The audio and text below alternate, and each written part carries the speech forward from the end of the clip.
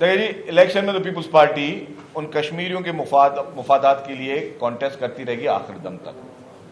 جہاں تک آپ کو سوال کا دوسرا حصہ، چیئرمین صاحب نے ایک جلسے میں کہا تھا کہ اگر مینڈیٹ پہ ڈاکہ ڈالا گیا تو وفاقی حکومت اپنی الٹی گنتی شروع ہو سکتی ہے. تو میں یہ سمجھتا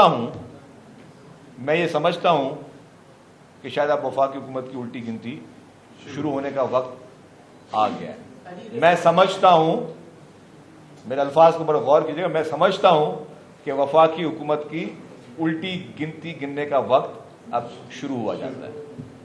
ہم نے ابھی جو کچھ کیا ہے وہ پارلیمنٹ کے سسٹم چلنے کے لیے کچھ کیا.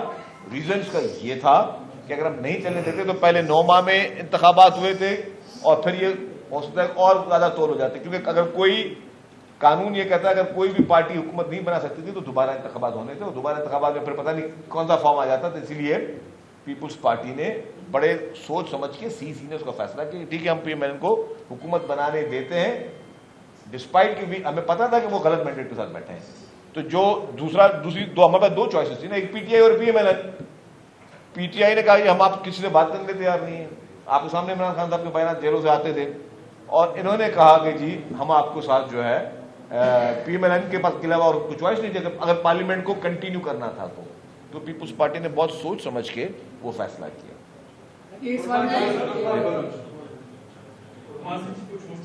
چھوڑ دیں. آپ انتخابات میں بھی حصہ لیں گے، اس پارٹی یہ کہہ رہی ہے، آپ اتحاد میں بھی ہیں. پاکستان پارٹی اور نہ کرے یہ تو کر سکتی ہے کہ پارلیمنٹ کو اجلاس میں کرے، وہاں پروٹیسٹ کرے اور حکومت کے سامنے وزیر کے سامنے اپنے احتیاط کو.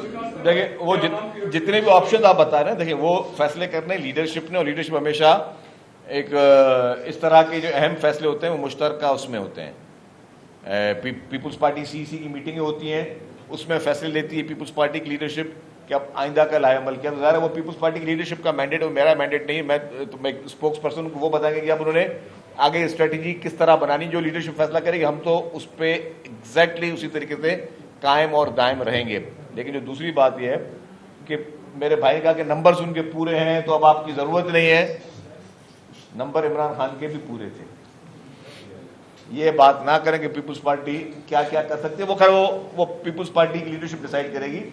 نمبرز کی خوش فہمیاں جو ہے نا، سن تو نہیں بھائی جان، نمبرز کی خوش فہمیاں جو ہے وہ کسی جماعت کو نہیں ہونی چاہیے.